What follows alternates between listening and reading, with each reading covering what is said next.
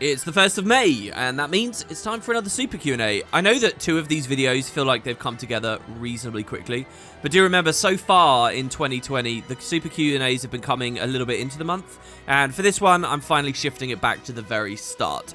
So it might feel like these are a bit closer together, which they are. So if you guys are out of the loop, this is an opportunity once a month for you guys in the community to ask questions and hopefully get thoughtful, reasonable answers from me about anything that we've been doing, to be honest, about IRL, about the series that we're running, about specific game discussion stories to do with the videos that I've made. Now, the stipulation on these is it's available to people who follow me on Patreon, which is literally how I fund my existence doing this. Without people on that website, I would not be able to get by as I do.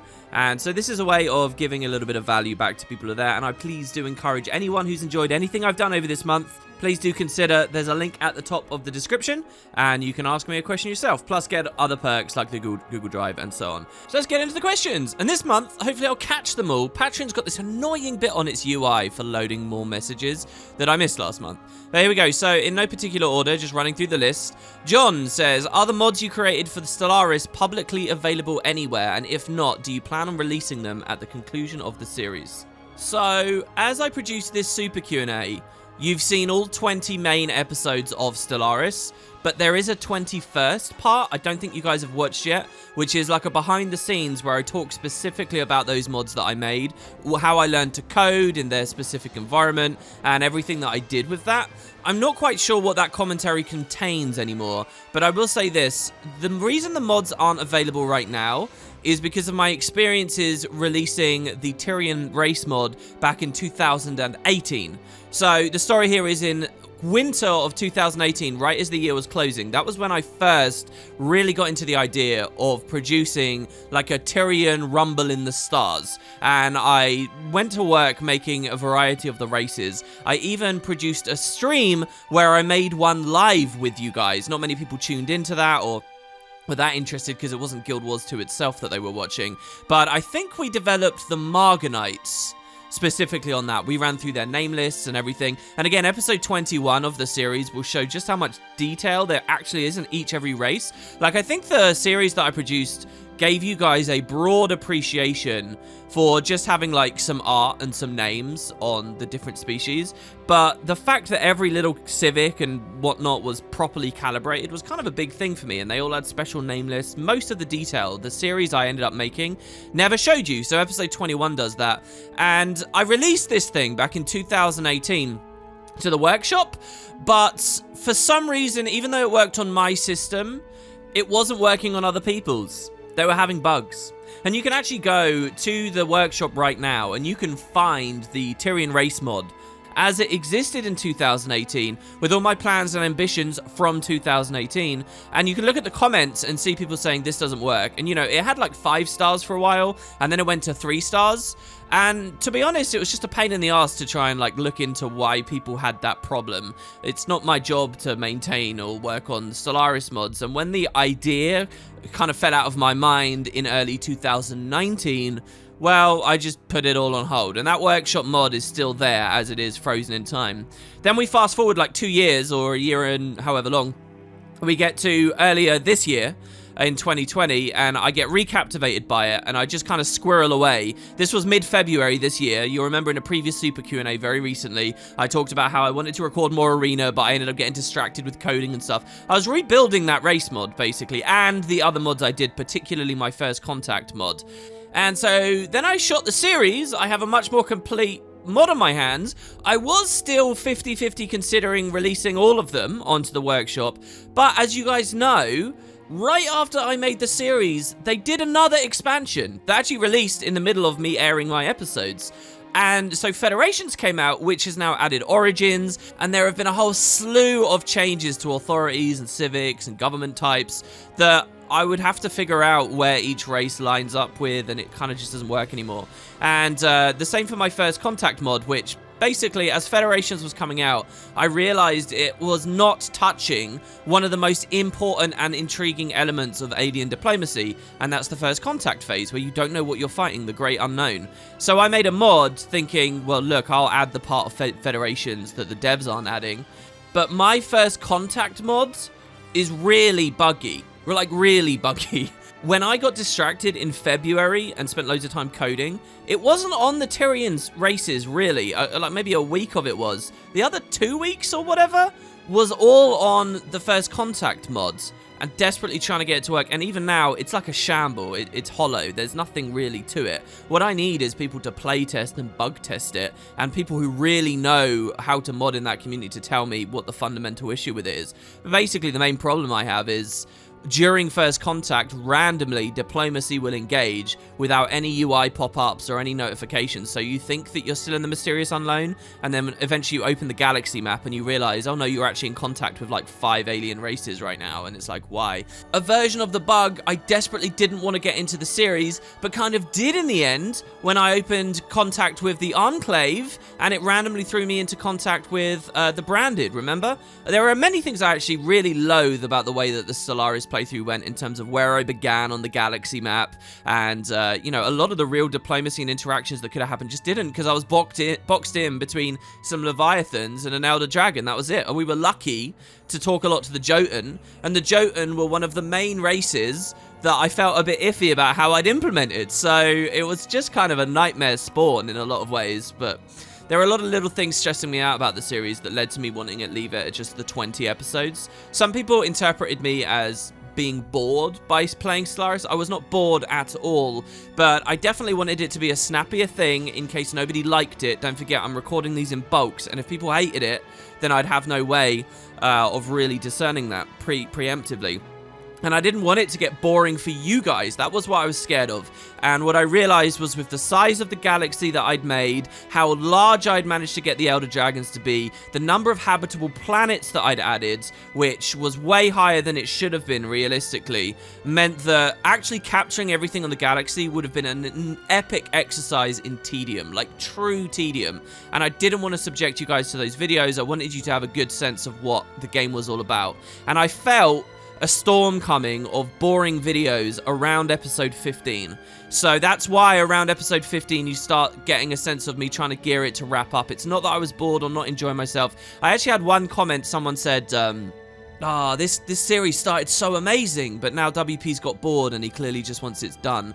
I was trying to spare you from what I know Stellaris can get like with unwieldy end games. And again, I was kind of operating in this fog. A similar thing happened this month as well with the faction series that I produced with the monster drafting, where, again, I thought most people watching me just wanted a quick fix about the lore. Nearly always, people are just pushing me to talk about lore when it comes to Guild Wars 2. They're not interested in much else. So I built this card game, and I knew that for this abridged faction series to be worthwhile, it had to be that. It had to be abridged. And by episode 3... I'd given up like a huge amount of hours one day just trying to get one mission done when I was trying to get multiple missions done, just because of all the wipes, which you guys get no sense for the time investment because there's just a little cut. But also I'd realized that the videos themselves were not really about the lore as much as they were about the monster drafting. They were like this lengthy draft process and this lengthy, you know, meta discussion and balance ideas, which is captivating and fascinating and amazing to me. And I would have loved to have done a full series just on monster drafting, believe me. But again, the bulk format that I'm going with, and I'm still very confident in, by the way. I know that these two anecdotes back to back make it sound like bulk is not a good idea. I do think it's a good idea. But what it meant was, based on past experiences, I thought people would just want the lore. I thought by episode 3, I'd be boring them all silly, because none of them really know what Guild Wars 1 is anyway. I mean, that's really the demo for that series, right? I'm shooting it largely for people out of the loop. And so I realized I've got to cut the monster drafting. And that's what I did, only to find a lot of you guys loved that bit. So, I don't know, maybe 2 wrong calls on that. People ended up liking Stellaris a lot more than I thought they would, which is brilliant. And people like the monster draft a lot more than I thought they would. Maybe I just need to have a bit more confidence going forward. I appreciate that's a really long, winding answer to the simple question of, are you going to release these on the workshop? The answer for now is no, because they're broken because of federations, and they're broken because of shoddy code or a misunderstanding of how the engine actually works. What I will do for anyone really desperate, for the Tyrion race pack, I'll put it on my community hosting Google Drive. So that's not the Patreon drive, that's totally open to the public. That's the drive that, remember a few years ago, I had the Prophecy CGI trailer that I had done up and made look way better. In that video, I said, hey, I'm going to host that. Anyone can download it forever. That's still there. So I have a little drive with maybe 7 or 8 different things I've done over the years, hosting new resources for the community. I will put the Tyrian race mod as I have it on my end on that drive for any real diehards who want it. But when you get that, you're going to have to understand it is not for the current expansion, and I'm not giving you any tech support. I mean, I'll give you instructions on how to install it, but it's not appropriate for the current expansion, so all that side of stuff's on you. But if you want that, if you then take it and you update it for the new expansion, you add new races, it's yours. Do what you want. You don't have to credit me. You don't have to anything. If you want to update that thing and put it on the workshop in a truly beautiful, functioning manner, I would be over the moon. That would be the coolest thing ever. And again, I don't need an ounce of respect or appreciation for that. Just the existence of it properly being on the workshop and finished would be amazing. And you guys can do that. It's yours now. There's a link in the description. So next we've got Haris Alehozzik. Says, hey WP, are there any games you enjoy and want to share with us, but that they don't lend themselves well to being an LP for any reason, mechanically, narratively, etc.? Do open-ended games like Stellaris or Elder Scrolls present a challenge of deciding what you want to show versus what you decide not to show? Yeah, I think about this a lot, because in many ways, I kind of don't like doing playthroughs on linear story-driven experiences, especially not anymore. Like games where you can pretty idly and casually sit down, inhale what they directly give you, and you've covered like 90% of the content without having to go out of your way. So one of the earliest non-Guild Wars related projects I ever did, it might have been the first, it might not have been, was like a BioShock Let's Play. And when I look back, and I've been playing remastered BioShock recently this month, just for fun, and I have absolutely no inclination to record it as I play through it anymore. Obviously, once upon a time, I did, and it's funny because I have so few memories about playing that with you guys. All the videos are there, all the commentaries there. I'll sit in there for hours and hours talking to you guys about things that are just completely fallen from my mind at this moment, so it's kind of a weird series for that reason. But clearly at one point in my life I had an impulse to play games like that. Now, I just don't see the value in it. Maybe it's because YouTube and playing through games and just sitting there and experiencing them has become so popular, but also I just think I resent any format where you don't get to really push the boundaries and do something different. So like, there are hundreds of people that can sit there and just walk through BioShock. And do you know why people are watching them play through BioShock by and large? It's not because they're really being creative or artistic or presenting something new to the world or creating something. It's because it's a conduit for their audience to enjoy the game without paying for it. And at the same time, it's that vaguely social experience where you feel like you're sharing it with someone else. I mean, I'm from a generation where a good amount of my leisure time as a teenager, as a young kid who enjoyed video games, was playing them with friends. You know, sitting on their bed while you both face a TV and only one of you is playing, but you're both enjoying it together. And so believe me, I get it. I know what the power of this experience is, and obviously I watch playthroughs even to this day.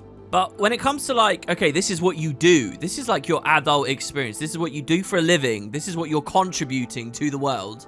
I'd want there to be something more, something to be proud of. And this isn't so much a judgment of other people, but just how I would want to operate myself. I don't think there's anything truly prideful about simple regurgitation. I mean, I know there's a little bit of entertainment value there, but I can't escape from like the hollowness of that, I think. And I feel like anyone could just copy what I did in BioShock, so why would anyone ever watch it? Or, like, look at my production of the Tomb Raider games. The most recent one, Shadow of the Tomb Raider, is a really on-rails game that just throws pickups at you and walls of text that are slowly voice-acted. And I played that game and found it kind of mediocre, first of all, from an entertainment standpoint. But even if it was entertaining, I'm not sure to what degree I would still be that passionate about getting that third game out for you guys, even though I've covered every other game from that franchise from the year like 2006 up until now. So I think that's why I like to lean on doing challenges or try to be as comprehensive as possible. So like if you look at my Guild Wars 1 stuff, wherever it was linear, I tried to add a little bit of a twist by like doing Iron Man and soloing things. Or if you look at like Final Fantasy X, I went to like the nth degree to describe all the different things to you. And then you've got like slightly more open worldy games where you can take things in your own sequence. Games like Azuric and like Grimrock as well, where there is much more of a, okay, what kind of party are they going with? What kind of gear have they aimed for? What order are they collecting pickups and stuff in? And in those ways, you can make things more personal and maybe push the boundaries a bit more. Going back to Tomb Raider, the only Tomb Raider games that I haven't covered so far, aside from Shadow, is the Generation 1 stuff from Core Design. You ask me, are there any games that I enjoy and would want to share but haven't lent to a series yet?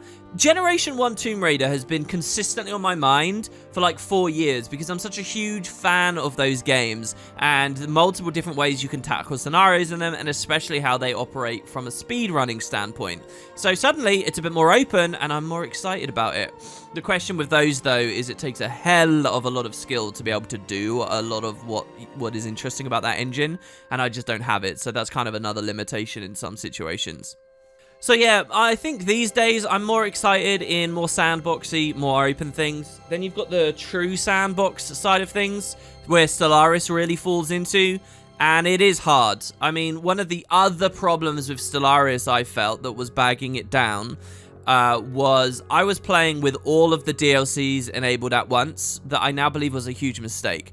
Because what was happening was we were getting these massive archaeology sites, which are these huge, like, walls of text after walls of text telling these short stories that is fascinating and amazing, but it was like, okay, I'm gonna now suddenly get interrupted by, you know, the conflict at stake, and we're gonna be asked to suddenly re-immerse ourselves in this different short story that we're kind of wrapping out really quickly, and then we go back to the game, and then we're back to the short story. I think I needed to be more piecemeal about it. Stellaris is an example where I tried to be too comprehensive about a sandbox experience, and it needed to be more steady. That is something I have to learn about Elder Scrolls as well. When we get to some of these later games, and I've got a pretty good game plan as far as I currently understand it, when we get to like Oblivion and Morrowind and stuff, there are so many directions you can go in, and it can be so easy to get lost. Finding that balance of like, how comprehensive do you be in a sandbox is challenging. Stellaris would have been better if I didn't have the archaeology enabled, so that wasn't distracting us. And the same is true for many of the other DLCs. Another final game in this big sandbox category that I've been playing with a bit, I actually bought this month, thinking maybe I'll do a series, and it might happen, it might not, but is Planet Zoo. So this is, you know, one of these big management, city builder, almost like tycoon style games, where you are the manager of a zoo and it's your job to make it successful.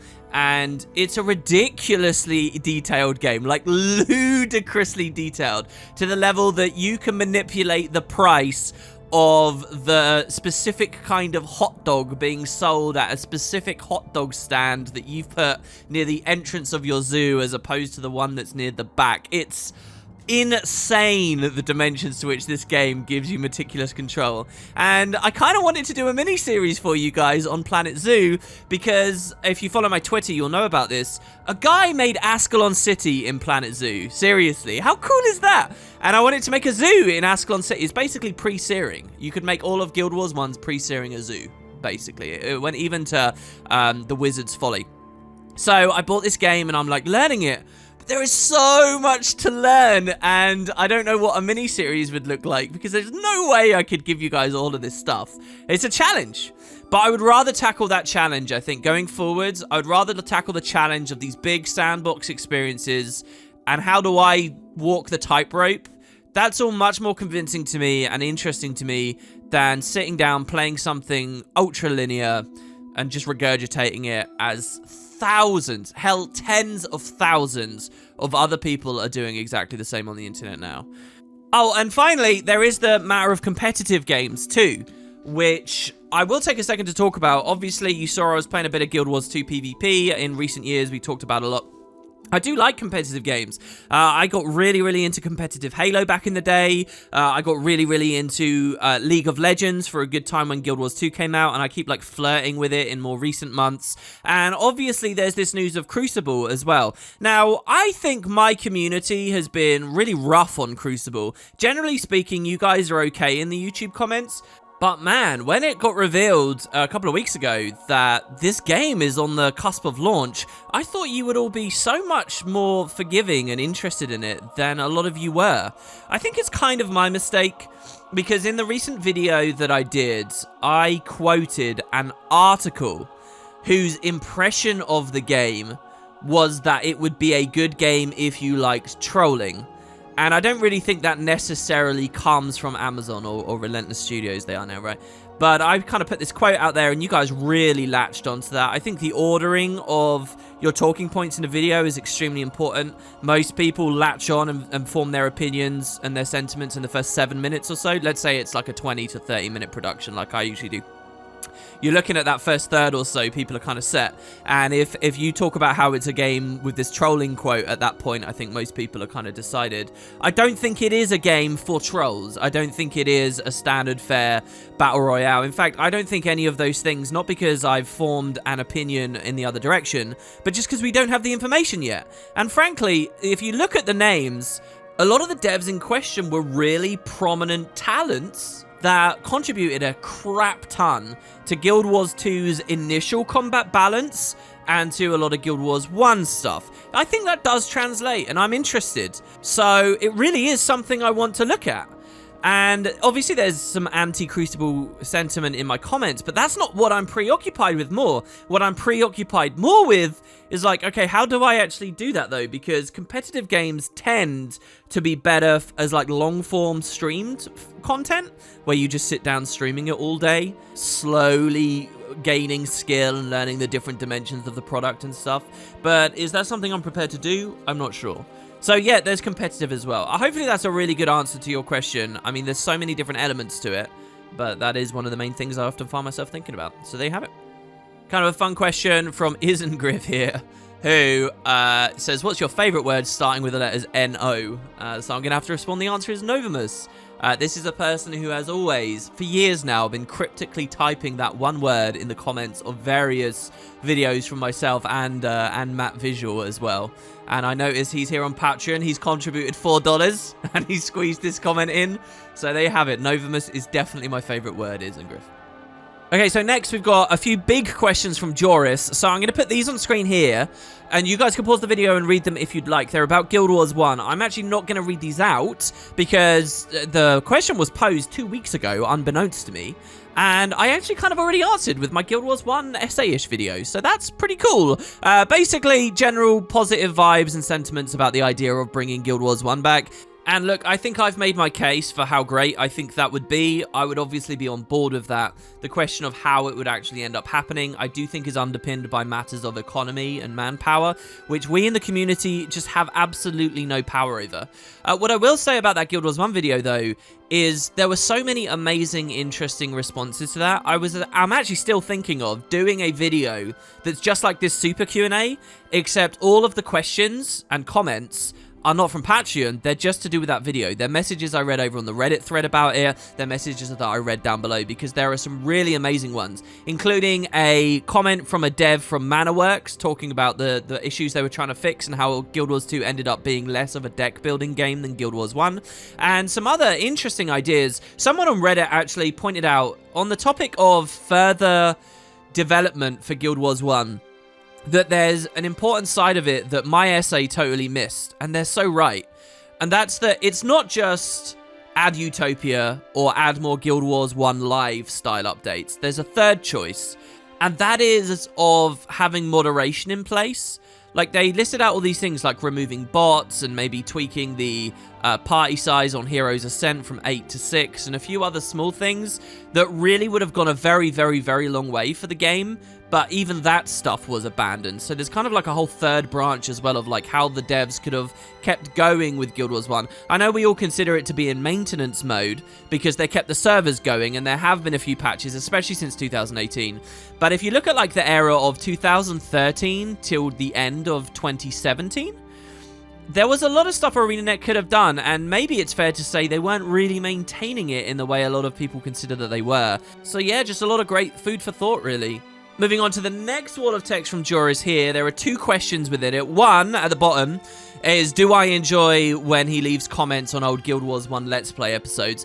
The answer is yeah, he actually says, does it help me? It doesn't really help me. I don't think it's going to push the YouTube algorithm to share those videos more, and maybe if it did, it would be undeserved. One of the things I've been fascinated to see about Guild Wars 1 is people still doing challenges. I watched a guy that reminds me frighteningly much of myself just this week who did a video asking if you can beat Guild Wars 1 factions on an assassin with no armor. And it was such a weird and compelling and interesting video, and that was produced in 2020. You know what? His challenge run probably deserves to get pushed by the algorithm more than my old ones with my crappy mic and stuff from 2010. But in any case, I like getting comments on those. I don't really care about the algorithm. I just enjoy reading them. YouTube does push them to me. You know, I have a broad page that shows me all comments coming in on the channel, and when I press F5 on it, I can see, you know, the new comments fly past, and it gives me a thumbnail for where one was, and whenever it's on an old video, it makes me really, really, really happy, because it makes me feel like those old projects still have meaning and people are still enjoying. It is probably the greatest joy I get on the whole website, seriously. I know that a lot of people will be quick to say, oh, I love getting your comments. I really do love getting your comments when they're on old videos. The other question, he's referring to like finances and the fact that he follows a lot of YouTubers around my size, and they're all doing sponsored products and shout outs for different things for cash. And shouldn't I be doing that if Patreon had been shrinking down, and so on and so forth? Am I not doing those because of a moral reason or whatnot? The truth is, I just haven't sought that stuff out. I don't really know what my opinion is on a version of me that does products, shout outs and sponsorships and stuff. I can see why it would be a loss of integrity. I can see why it would weigh the videos down. I can see why it would look tacky. I can see why you wouldn't look authentic anymore. At the same time, there's a gradual, broad community exception of that kind of commercial bullshit leaking into these kinds of things, so you wouldn't necessarily get a blowback. And ultimately, one of the principal duties of any adult is to secure a stable income for themselves. I also think it would be kind of fun to do coverage of stuff that is a little bit wacky and a little bit out there. Like, I like the idea of being sponsored by Snickers bar or something, you know, something that doesn't quite fit, and then it has its own entertainment value, you know. The kind of, oh, I'm going to pay you to play this random game, I think really doesn't fit on my channel at all at the moment, just because we're in a place where you guys know I don't cover stuff if I'm not genuinely into it or I don't know much about it. I just don't do that. So while you could kind of accept a general YouTuber that has spent their entire time flicking around from next thing to next thing to next thing, always chasing wherever the audience is going, while you can expect them to maybe start doing sponsored videos, expecting it from me would look extra inauthentic, because that's not what I'm about. And I can only imagine how cringy a video could end up being if I'm out of my element playing some random mobile thing, and you know I'm only doing it because I'm trying to use you and your viewership as a commodity. I hate that stuff, I really do. So I don't think you'd be seeing any of that kind of thing, but who knows what else. Like I said, I don't know. I genuinely don't. I don't know how I feel about any of it. And I'm not scared to say that I don't know sometimes. Joris had a third question about the Tengu and then retracted it because I've already done a video. And yes, I really, really do believe that the Tengu coming with the next expansion would be a huge move from ArenaNet. A huge one. I'd love to see it. So moving on to a new person, Braxel says, "Hi WP, I played Factions before Guild Wars 2 came out, but I didn't finish the story because the combat was too hard for me. Now I've played loads of Guild Wars 2 and I've gone back and finished the Factions story. I still have a hard time with Guild Wars 1 combat though. In most fights, I just try to go for big damage and kill healers first, pretty much because I can't keep up with what's going on with all enemies and henchmen. This means the combat isn't very satisfying to me, and a lot of content is just too hard for me. I'm also wondering how much it has to do with the fact that I'm only using henchmen. It seems most people use heroes, but I don't have access to heroes because I only own Factions. I know people love the gameplay of Guild Wars 1, and I wish I could as well. I don't expect you to know why I don't get it, but maybe you have some tips or something you can give to me about how you and others went through the learning process. I don't know, I just want to get the right mindset and enjoy the gameplay properly. Anyways, thanks for all your work, your videos are great. Edit, I've begun a new playthrough as a monk, and now I've realised I missed loads of tutorial and training to get access after you've chosen your profession. Playing as a monk and learning about mechanics other than just damage feels like a great change already. Hopefully I'll get into it better this time. So I don't have much by the way of practical advice for you, but I really like this question. I'm keen to have it front and center because it demonstrates something that the Guild Wars 1 community has completely lost sight of in general. You know my Guild Wars 1 video earlier in the week where I said that people are totally inobjective about this game? Well, this is one of the ways in which they are. People forget how difficult Guild Wars 1 actually is because all they do now is tell you to instantly go to Nightfall, instantly get heroes. There are guides on how to gear those heroes and give them with pretty good spells straight away, and they invalidate most of the product, so they don't have a real experience anymore. Factions is hard. It really is, and I talk about this a little bit in my Cantha series, but yeah, in fact, both Cantha series that I produced. When I first played Factions, I was an assassin, and I really struggled playing with henchmen as an assassin, getting through the mission Zendaijan and the early city missions, to the extent that I genuinely had to go and do a ton of side quests and try to level up, and even with that it was hard, because I didn't have heavy armor, because everything was using Afflicted Soul Explosion. With the miasma in Zendaijan as well, it was particularly challenging after that, and the whole way through the game really, the more Shuriken started filtering in, the mob density in some of those later Echovald and Jade Sea areas, particularly the Jade Sea is what I'm thinking of because that's where I started, where basically you do a primary quest which adds a ton of Afflicted onto a map which already had a ton of outcasts and random underwater creatures.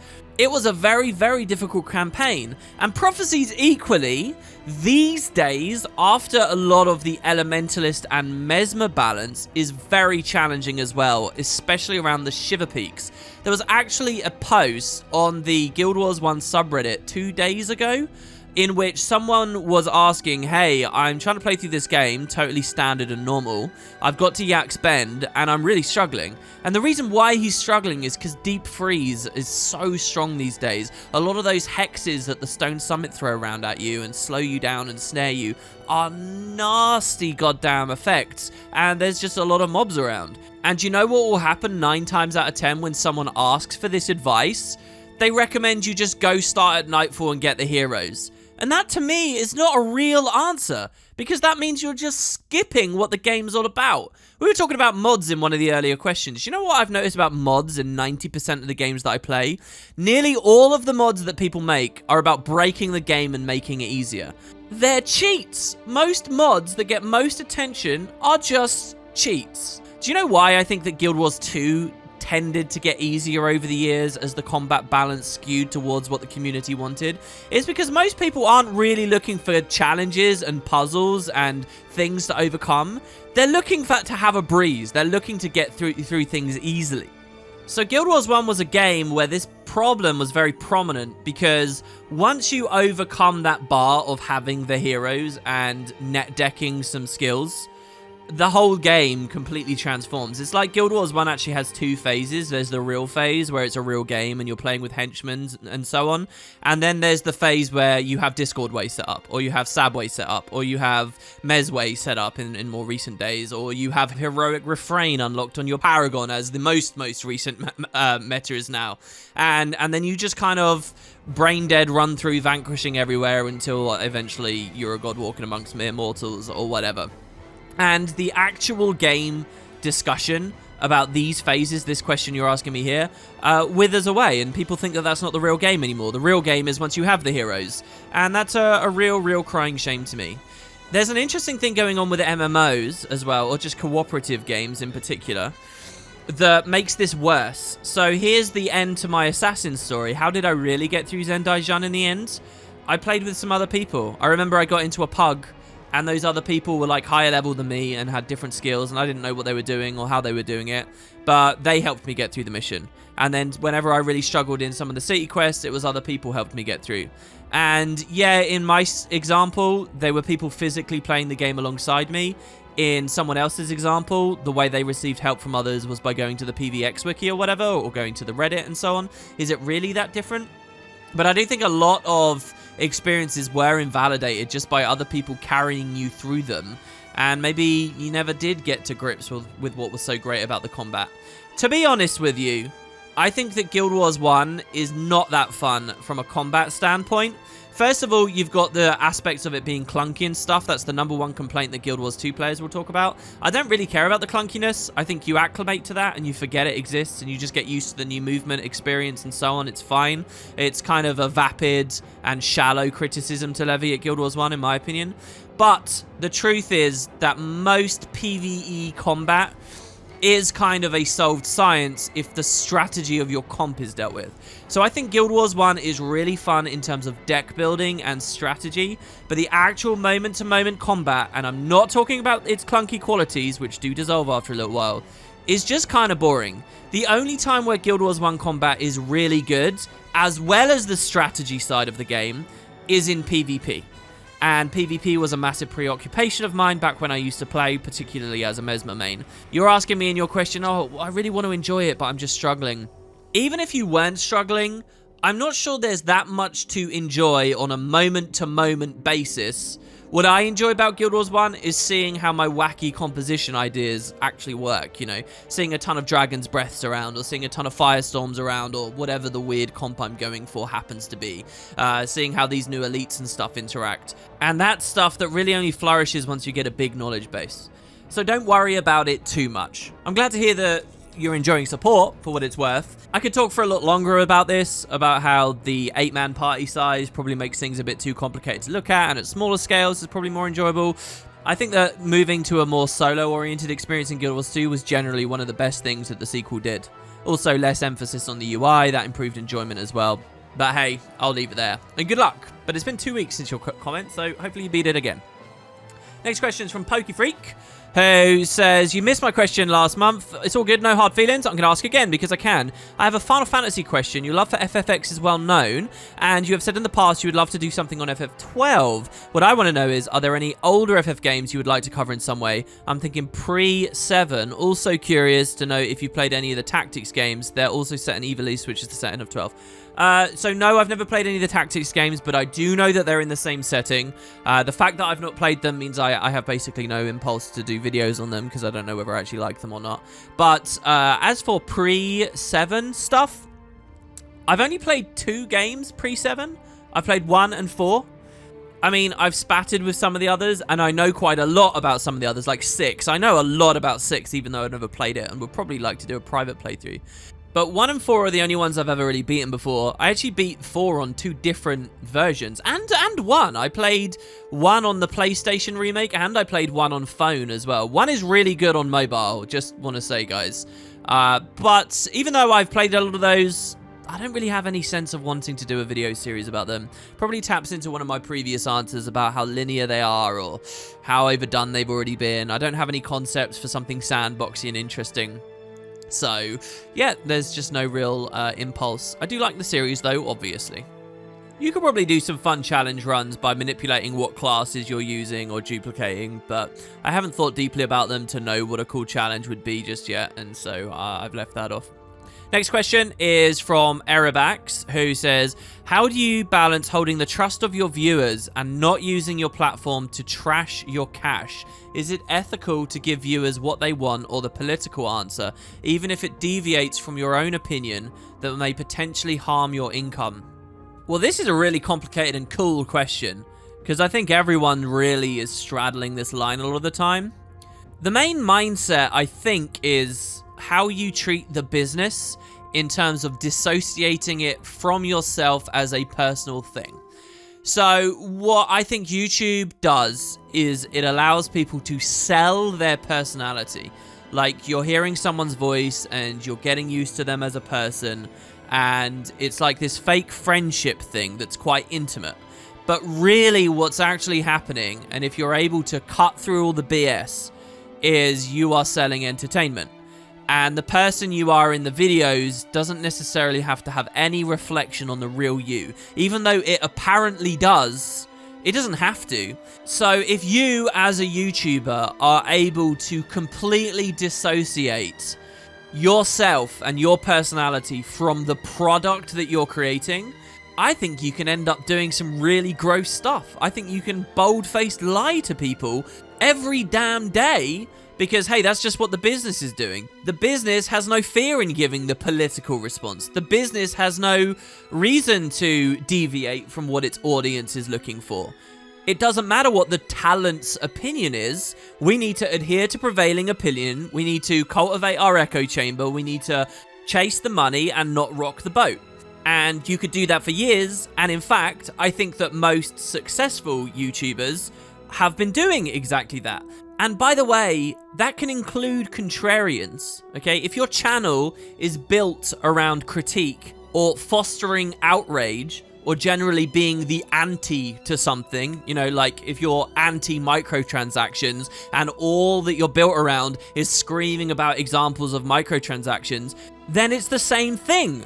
You in the audience might not believe that they're deceiving you about that because you think this particular subject material is so noble, but that would be a trap to believe. They could totally be deceiving you. The person, the business producing that, is still just pursuant of not rocking the boat, of giving you more what you want, whether that's anti-microtransactions or shouting down flat earthers or whatever. You're a commodity and they want your views. You know, it would be very rare to find someone who is very successful and has been always anti-MTX, who then is bold and brave enough to turn around and do a video in defense of them, because the truth is that they personally have always not really given a shit.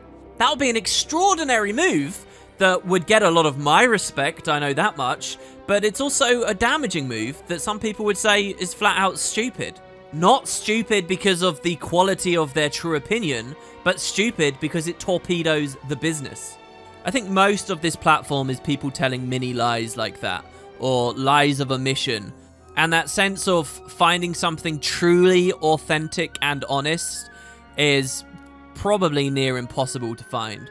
When it comes to me, I would like to be the ludicrously honest guy. I think that that's so rare and weird and flat out dumb that I kind of like the idea that I would want to be the one who does it. Like, what if you can be super honest for long enough that that is why people are coming, that's what your echo chamber is, and you never have any reason to want to rock the boat because your whole shtick is ultimate accuracy to life at the cost of all things. I think that would be really noble and amazing. So much of what I see nowadays is inaccurate to life for one reason or another, and I'd love to be able to just be the guy that can cut through all of that. Who wouldn't? But equally, I think maybe that whole mindset is really stupid in terms of running a business, and that maybe little white lies are important. It's like back in 2012 when the Fractals update came out, and everyone lost their shit because of Ascended Gear, and were adamant, blue in the face, that ArenaNet was starting to add a gear treadmill and was betraying everyone's promises. If I had made a video on that bandwagon back then, would that not have turned into lots of ad revenue? Would that not have turned into lots of subscribers that would be following me to this day? And then, oh no, we turned out to be wrong in the end. So what? And likewise, who cares that I was vindicated in the end? Equally, what about when they announced that Heart of Thorns was going to add all of the original Guild Wars 2 into it for free as well, and there was no veteran bonus? Could have been a lot of views, and how does it matter what side of the coin I was on for that? Or when they started selling mount skins through RNG boxes, shouldn't I have done videos about all of these things in a big way that catered to the prevailing opinion? One final thing I would say as well is, as much as I try to just be authentic and honest, whether that's out of some sense of duty or just self-preservation or whatever you call it. I would say I struggle very much with one area, and that is with other people. So I do tell white lies, and I do tell lies of omission, specifically when it comes to individuals. Like, I don't want to be the guy that goes online and spends all of his time talking crap about individuals. You know, if I've got a problem with a person or something has happened with someone that I'm personally involved or in contact with on some level, I'd rather tell a lie of omission and not talk about it at all. And now you get asked after the fact, well, is that really ethical? Honestly, I find this topic a really dense thicket filled with strands to unravel. And it's funny because the kind of subject matter I cover on this channel is generally superficial, like non-meaningful entertainment stuff. And yet here we are talking about one of the biggest issues at the heart of, you know, journalistic integrity that you can have. You ask me in general, like, what's ethical? I think the particular practice of bundling like this fake friendship closeness with all these little lies is especially disgusting and really frustrates me and annoys me to no end. So by whatever means, I try to not embody that stuff, but I don't think I have a real answer for you or any power. Mina asks me in the next question, do you have any guilty pleasure games? Something that you don't really want people to know you actually really enjoy because it's maybe frowned upon. Like, I don't know, mobile games like Candy Crush, or just really doesn't fit people's mental image of you. I read this question and I actually stopped recording for a second to genuinely think, is there anything I'm guilty about? Because I feel like if I don't have an answer to this question, that makes me a boring person. Surely there's something I play that it's a bit, oh god, does he really enjoy that? But there's nothing. I don't know. I just don't have that high of an opinion about a genuinely cringy game. I mean, maybe I could go online and tell you guys that I'm actually a connoisseur of pornography games, and that they're my guilty pleasure, and I just can't make videos about them, unfortunately. But without going to a ludicrous length like that, I mean, why would you be guilty about playing any game? I mean, what genre here are we talking about? Some kind of mobile game that's scouring me for microtransactions? And the truth is that all your Patreon funds are going, like, into some hole where I just keep buying power levels in a mobile game. I just don't have anything like that. I'm really afraid to say. Spending all these years in Guild Wars more than anything else has really narrowed down the kind of stuff that I've been playing, and that sucks. That's something I want to change going into the new decade. Sorry, there's nothing. I'll tell you what, you guys in the comments can help me out on this. Type to me what you consider to be a cringy game and why, just so that I can even get a sense of what an answer would look like. Next, we have a question from Olivane1. In the last Q&A, you answered a question about your favourite location for an expansion after Cantha. What location would you like if Guild Wars 1 would have another expansion? Mine would be an underground expansion where we see more of the Asuran history and the places that they had to leave behind. So I've got to be honest, I really don't like the idea of an underground expansion in Guild Wars 1, because that is genuinely what I consider Eye of the North to be to a large degree. And yes, they didn't do it that well, but the depths of Tyria really factored in as a major region there. The reason they didn't do it well was because they were obviously resource crunched and they kind of copy-pasted elements of certain dungeons across lots of other ones. But I feel like we've kind of done that. And to me, one of the most compelling things about expanding the online world would be to get a new overworld world map with new islands and places to see. I don't think that everything ArenaNet does has to conform to that Dermot Priory floor map, but were it to be doing so, I think another location closely located to the Battle Isles, particularly one of these regions that the Dermot Priory had marked travel destination routes to, would be the top of my list. If not that, an expansion that takes an existing area and allows us to go to more maps around the maps also would be great to me. That's something that Eye of the North also did, as well as the Depths of Tyria thing, and was brilliant. Like the Tarnished Coast, for those that have lost context on this these days, when Guild Wars 1 first released, you could go to the Maguma jungle, but you couldn't go to like so much of the territory around the Maguma jungle. Eye of the North releases, and boom, suddenly you can hit up the Tarnished Coast areas, or you could go to the Tarnished Coast supposedly map that's right next to the Shiver Peak. That stuff was great, and Guild Wars 1's maps are full of places like that. And on those lines, I'll give you something really specific that I think could be fascinating for Guild Wars 1. an expansion that takes you to Ore. So Ore in Guild Wars 1 is a shattered, sunken peninsula. I like the idea. People talk about a Guild Wars 2 underwater expansion all the time. That doesn't excite me too much, but a Guild Wars 1 underwater expansion and how the hell that would factor into Guild Wars 1's combat, and whether it would do that, you know, classic idea where you're just walking on the seabed basically and the combat's largely the same. I wouldn't even care that much, but to be able to explore Ore while it's submerged and also have like a lot of territory around on those islands, maybe add the Scavenger's Causeway, some more green lush places, could be really meaningful. I'm super disappointed in how Guild Wars 2 gave us Ore in the end. So if we got it in Guild Wars 1 instead, and they kind of took some creative license and liberty, and they didn't try to match the aesthetic to what we ultimately got in the sequel, they could do a lot there. Similar to the Oakheart treatment. You know how they're the same thing in lore, but they look totally different in Game 1 versus Game 2? Do that, but for Ore. Ore is just such a profoundly important location in the first game with so much peripheral lore, and we didn't even get to go there. That's what's compelling about it to me. Not so much this weird underwater expansion stuff, but just the location. That would be kind of fascinating. That's a weird idea, and that's why I'm giving it as my answer now, because so much more of the terrain that we could go to kind of got covered already.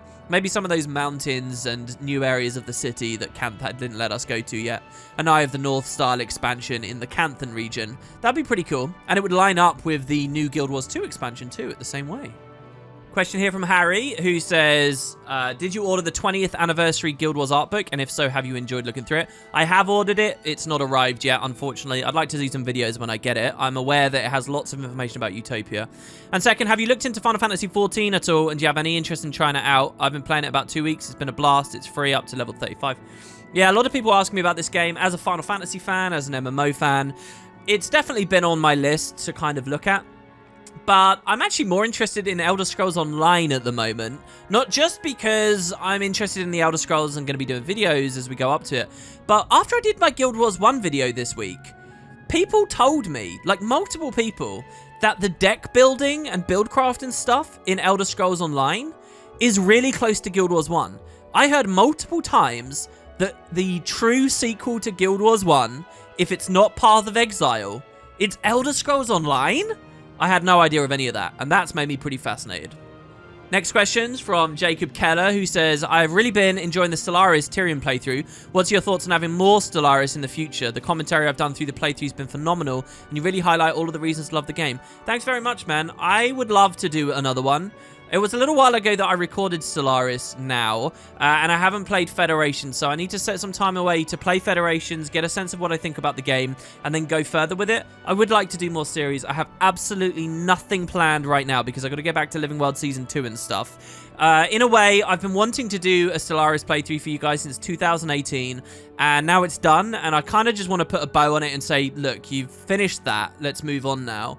If I now go ahead and I do like, oh, we're going to do a playthrough under this DLC, and we'll do a playthrough under this DLC, and we'll see this preset empire, and then this preset empire, and this preset empire. Oh, and I could totally do that, and I could imagine a world where I'm covering all their weekly developer diaries and stuff, which I read fervently all the time. That would be super fun to me, but it also kind of spirals the channel into this other direction that I've not really wrestled with how I feel about all of that just yet. So right now, there's nothing formal in the books, but yeah, I'm really happy people liked it as much as they did. The main comment I keep getting is people want to see more from the Tyrians. They want to see Tyrion race pack. They want to see me play an Elder Dragon, or they want to see me play the Stone Summit Slavers, or they want to see, you know, a similar thing again, but I rally everyone and actually beat the Elder Dragons. And I'm not sure about that side of stuff. I kind of want to move into the regular Stellaris environments now, not just following Guild Wars 2 related stuff all the time. But for every 10 comments I've had, people asking me to play more Stellaris, 9 of them, they all want to keep the Tyrion races. And I'm not sure I want to keep the Tyrion races. I kind of want to say that bit is done. I like to say things are done. Elias says, I really like the idea of the Elder Scrolls LP. However, Arena is so outdated that it's hard for me to watch. Do you have an idea when you're planning on getting to Morrowind, Oblivion, and Skyrim? I'm patient, but I'd hate for low Arena viewer numbers to push you out of producing Elder Scrolls content. So don't worry about low viewership pushing me out. That's not going to happen. I knew that we would be getting low viewership, as I explained in February when we kicked all of this stuff up. It's a lot of videos in a new area, and not many people, not a high proportion of people are going to come along. And I'm only just getting to grips with the franchise. What I'm doing right now is I'm producing all this stuff to try and get a great baseline going. and I'm expecting the viewership to very gradually build, and then hopefully be in a good enough place that when Bethesda announce something new, that's when real views will come in, you know? It's like when I started Let's Playing Guild Wars 1, no one was watching for like the first 130 videos. I had almost nobody around, and then after more Guild Wars 2 news started coming, more people started becoming interested. I'm kind of hoping it will be the same thing here to a certain degree. In any case, those other games, Morrowind, Oblivion, and Skyrim, they're quite a bit later. I still might go into an area where I play all of their stuff, not just the mainline games, and in that situation, those would be even further off. Don't worry, they will come, but they'll be a while away. Next question is from Naxia, who says, I've been enjoying the new and diverse content on the channel. I was wondering if you thought about covering Black Desert Mobile. I know you've covered Black Desert a long time ago, and I think that was before they remastered the game. Did I even know that they remastered it? No, I didn't. However, I'd be really curious what you think of the mobile version of Black Desert. Personally, I've fallen in love with it since it came out a few months ago, and I wound up wanting to play it more than Guild Wars 2. How strange. Also, you can even play it via BlueStacks on your PC, so you don't have to play it on a mobile device. Just download BlueStacks. Okay, well, I am actually interested, believe it or not, in recommendations and ideas of other MMOs. As you saw, I fiddled with them a little bit last month. I do want to continue fiddling with other MMOs and seeing how that goes. So, yeah, I'll add this to the list, and I do have a list of different MMOs, and we'll see what comes of it. I think the odds are pretty low, but thanks for the recommendation. Eric's says, hey WP, you mentioned the last Q&A that you don't consider Guild Wars 2 content to be creative in nature, and I agree, it's definitely more informative than creative. I made a video for your contest before Path of Fire released to hype up Guild Wars 2, and I had so much fun doing it, I ended up making another after Path of Fire and Season 4 just because I wanted to. I recently upgraded my computer massively and want to do more Guild Wars 2 videos in a creative way, but I have no idea what to try. Do you have any suggestions for creative, artistic Guild Wars 2 videos? Well, honestly, no, just because I haven't really thought about true art projects as far as Guild Wars is concerned, so none spring to my mind. I mean, I saw a Guild Wars 1 living soundtrack video the other day that I thought was fascinating, and you could actually go really far with, where, and I guess this is a pretty broad common thing nowadays, but you basically put the soundtrack up for the game all in one video, and every time a new track plays, the footage is actually replaced and changing as well to reflect the music, and you can use like one shot per track, or you can go a lot further than that. And I've seen some really nice things like that. I still believe that the physical world of arts and crafts, you could do so many amazing things, but the practicality of how expensive and time-consuming and ridiculous that would be to make like in-game props in the real worlds probably means that that stuff isn't worth actually pursuing. Really, I wish I could give you more, but I'm probably not the right person to ask. I haven't thought enough about these things.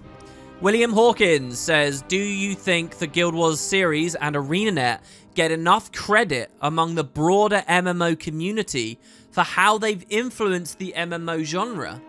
That's an amazing question, or rather an amazing observation, because I'm getting the sense you feel they haven't, and I feel like they haven't.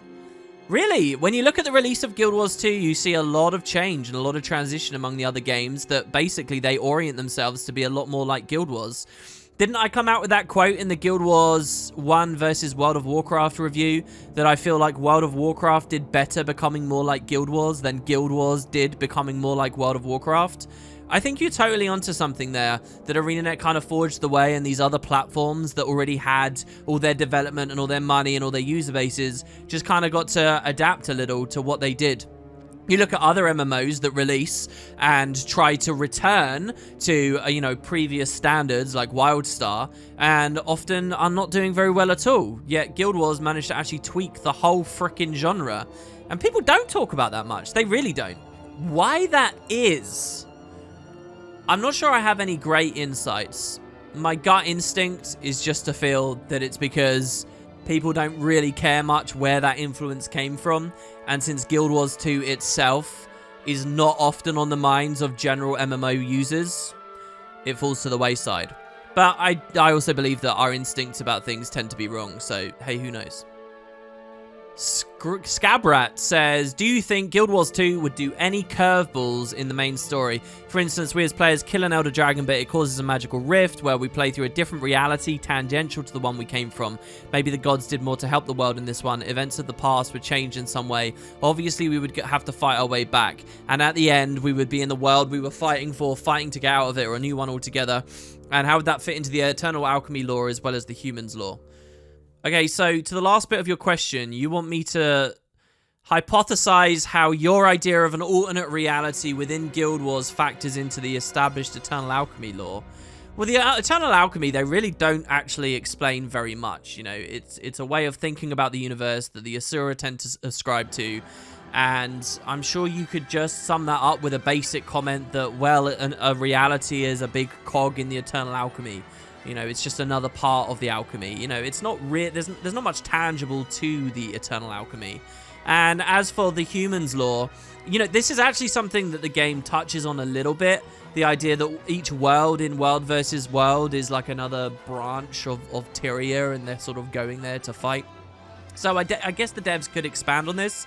But I think that going into the world of other realities is a really dumb move for the franchise, and probably would best be avoided because it tampers with the stakes way, way, way too much. You can't ask someone to get invested in this one reality for ages and then suddenly reveal that no, any other reality that we, the writers, decide upon could also exist, so don't worry, we can move there. I just think it tampers too much with what we're meant to be grounded in.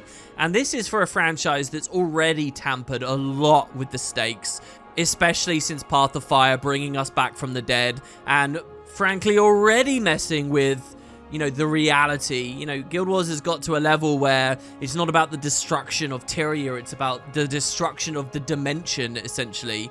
I think that the writing team's got some difficult stuff to wade through, and adding this kind of alternate universe style thing would be pretty end game. I don't think they could do that until, like, we're in the final dragon and they're prepping for a Guild Wars 3 or something, and Guild Wars 3 is going to be an alternate reality.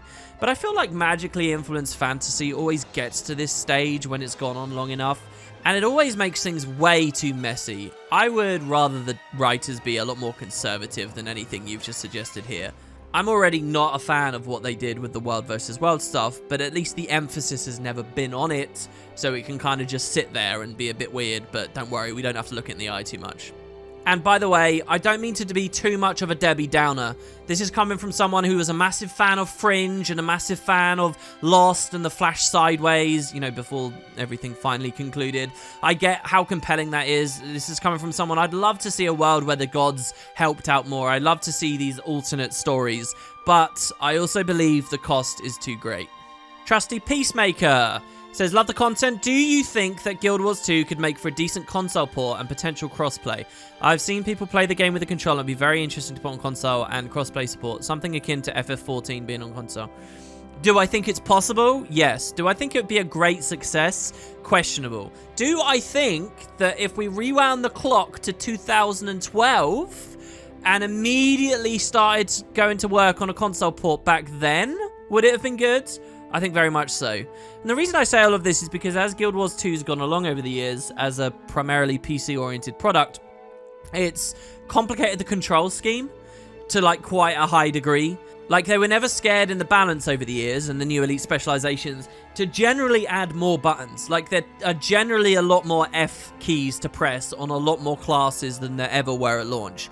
And there's been feature creep and new mechanics like special action hotkeys and all the different mount binds and squad marker stuff and any number of other optional binds that you can find in the settings now to do with, like, build template swapping and so on and so on and so on.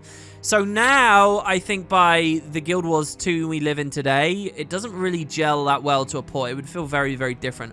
But if they'd done it super early in 2012, and both were kind of always on their mind as they did all of these updates. We would have definitely had a more refined Guild Wars 2, but one that would actually be appropriate for console a bit more. I think it's probably a bit late in the day to put a console port out for this game at this point. But it probably would have been really good for the franchise had they done it. PC gamers tend to forget an awful lot just how many console gamers there are and how great going to console can be a lot of the time. You know, my channel is currently covering the Elder Scrolls, and that is a big story there. That the Elder Scrolls franchise got way more successful for being on console than any PC player would ever care to admit, because they're more interested in how the mechanics and stuff ended up falling away. And by the way, this isn't just a discussion for binding, it's also a matter of like game pace too. Like the rate at which you're expected to enter new inputs and the variety of them and stuff. And FF14, I believe, is a little bit of a slower game. I mean, certainly when you imagine competitive scenarios. Can you imagine trying to play Guild Wars 2 competitively on a controller? Crazy. But there's all that to consider as well as the years have gone along, and the devs have lent more into speeding everything up rather than slowing things down. Next question is from Snoover, who said, "Hey WP, I just finished watching the Guild Wars 2 LP, and here's my question. Now that they are bringing back Season 1, do you think ArenaNet could remake the whole Zaitan battle, a RAS story mode? Thank you for bringing us such amazing content, as always." So, actually, yes. I think that the Visions of the Past scrying pool mechanic could 100% create a Zaitan battle strike mission.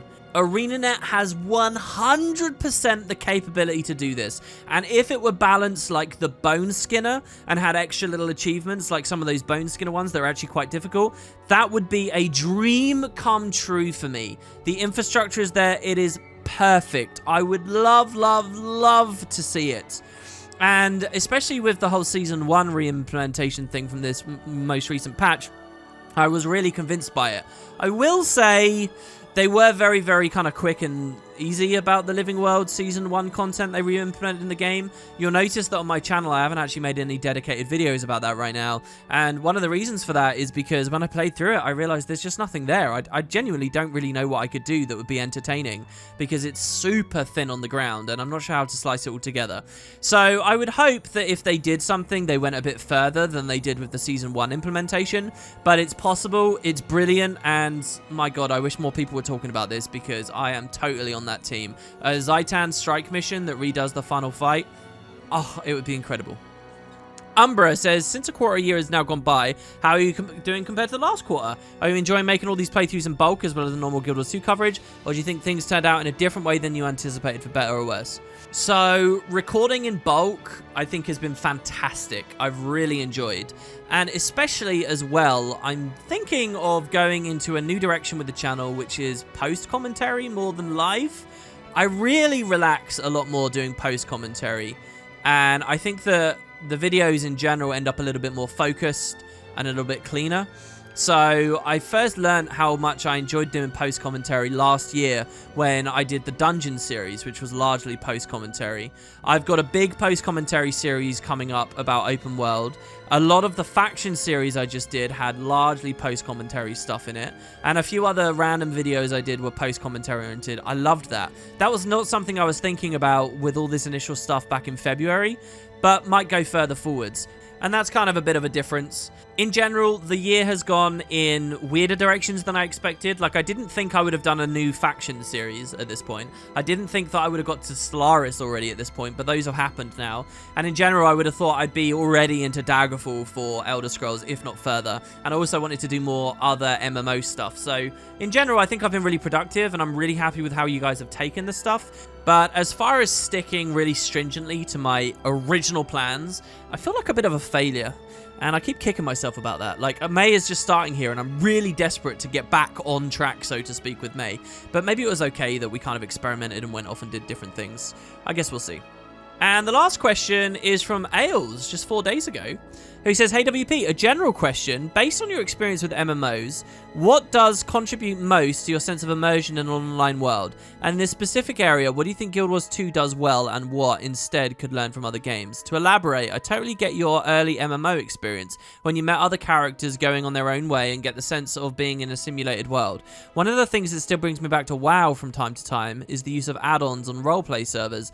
through which people attach short descriptions, icons, titles, story backgrounds, and even music to their characters that seamlessly appear in-game to all other add-on users. All of a sudden, the world around me is much more immersive, as if populated by living characters with intentions and stories. It's a side of online gaming MMOs that could develop further. That sounds amazing. I've certainly never really roleplayed in MMOs, and I don't think that immersion always equates to roleplay. I think some people make that mistake. Not necessarily that Ails is here. But that does sound very, very, very fun. In general, I think that the Guild Wars franchise, I don't just mean Guild Wars 2, I mean Guild Wars 1 as well, are not immersive games at all. I think it's always extremely apparent to me that I'm in software with those games, not anything else. Which is why it's always been an interesting move, I think, for Guild Wars 2 to end up focusing so much on its world and its story, when the philosophies they have about convenience and content access mean that it's a fundamentally unimmersive experience a lot of the time in Guild Wars, and way less immersive than it could be. It's like they took one half of one style of game and one half of another style of game and gelled them together in kind of a clunky, awkward way. It's like, and you ask me here, what contributes the most to my sense of immersion? It's like with camera angles and stuff. The Guild Wars 2 community love the bigger FOV and love the massive zoom out levels that we get, and would hate to have a version of the game where your camera is actually much closer to the ground and much closer over the shoulder of your character so that you get a better sense of the scale of the world, but now you've lost a ton of information. They would not abide by that whatsoever. But to me, that is one of the fundamental things that ruins Guild Wars 2's immersion. The fact that I'm so often encouraged and so often find myself with my camera zoomed out to a maximum level. You know, they implemented first person, but it really doesn't benefit the player base in any way, so most of them have absolutely no care or appreciation for it. I really do believe that immersion, more than anything, comes from restricting what players are capable of doing, and once you give them a taste of a little bit of freedom, they will not countenance losing that again. And since Guild Wars 2, and Guild Wars in general, has spent so many years just trying to make things easier and smooth and comfortable and giving high access and high freedom, it's almost impossible that the game at the end was ever going to be that immersive, right? And that's worked for them, and that's what they've built, that's fine, but I wouldn't go to Guild Wars for immersion. Not now. And I don't think that even if add-ons like what you just described existed on Guild Wars 2 side, much would happen either. We're just too far down the rabbit hole now. And that's not a massive criticism of Guild Wars. It's fine. It can be a lot of great things, but an immersive game, not so much. So there you have it, guys. That is the Super Q&A. I think there were 2 questions that I skipped for this one, but they've both had responses over on the website already. So thanks very much, guys. There's now another round of questioning opened. If you click the link at the top of the description, you can go over there. Please do consider it. And what I'll note as well, for anyone who goes to Patreon and gets the top tier, there's a new series available exclusive for you guys that no one else will be able to watch until like 2021 or beyond. And it's this next batch of SAB stuff, which includes the 8 blue coins, the infantile stuff, a lot of the hints about World 3, which, by the way, are kind of mind-blowing. I didn't realize how much hinting the devs had done about the miners and the sparkling pools and stuff. So that new exclusive series is there if you guys have missed that. The Tribulation runs will be transitioning to live on the channel very soon. Thanks, guys. Let me know what you think, especially about some of those bigger topics as well. And take it easy. Thanks very much for your support. I'll see you next time.